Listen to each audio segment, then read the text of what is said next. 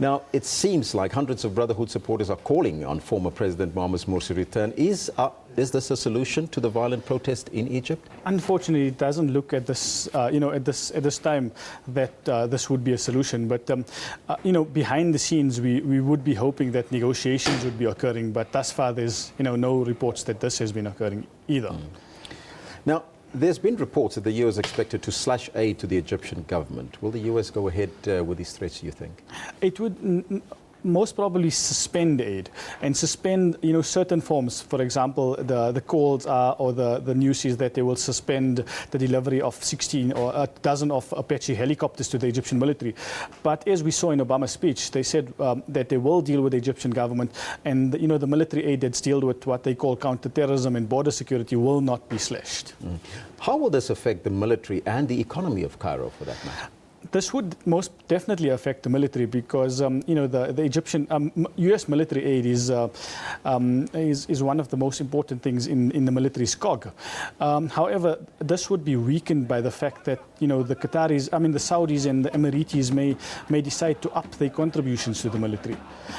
Economically, the effects of the bombings, the attacks on security forces, the attacks of the protests, that would have a greater effect on the Egyptian economy. Now, taking all these factors in consideration, do we see an end to the violence in Egypt? At the moment, it looks very unlikely, specifically and mainly because the fact that the military sees itself as, or sees an opportunity to totally rid Egypt of the Muslim Brotherhood. And so at the moment, the ball is actually in the military's court, and the military needs to show willingness to negotiate.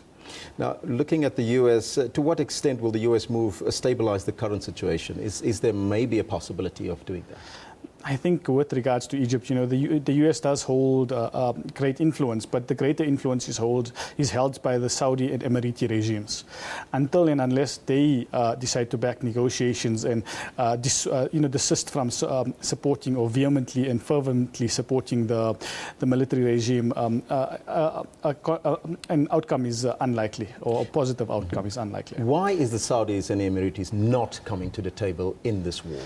A key reason for this is these societies are autocratic societies, and the Muslim Brotherhood's rise posed a threat to their domestic politics, as in dissidents within Saudi Arabia and the United Arab Emirates are sympathetic towards the ideology of the Muslim Brotherhood, and thus could use this ideology in starting up their opposition to the autocratic regimes in those countries.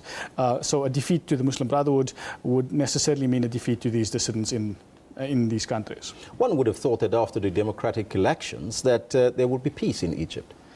That's what most of us would have thought. However, a key cogs in the Mubarak regime weren't actually removed, and the two key cogs were the military and the judiciary, and we've seen now at the moment they are dominant. So if we remove the military and the judiciary, there could be possible peace? At the moment, it looks very unlikely that will be done anytime in the future. The military controls between 25% and 40% of Egypt's GDP. That's just a measure of its influence and its power. What's the role of the African Union in all of this? The African Union has suspended Egypt, as of the 5th of July, just post the coup, and the overthrow of Morsi, the coup, and it's going to play it's trying to play a more silent negotiation role. However, the key lies with the military and the Saudis and Emiratis. And, if they refuse to negotiate, as we did see that previously the EU had negotiated a solution which the military refused. And does the Arab League play any role in this as well? The Arab League is hamstrung at the moment by Syria and, issues in Syria. And the Arab League at the moment, the stronger powers in the Arab League are Egypt, the Saudi Arabians, the Emiratis, the Gulf Cooperation Council. Thank you so much for your time. That was Ebrahim Deen from the Afro Middle East Centre, giving us a perspective in terms of what's happening currently in the Middle East and, of course, in Egypt for that matter.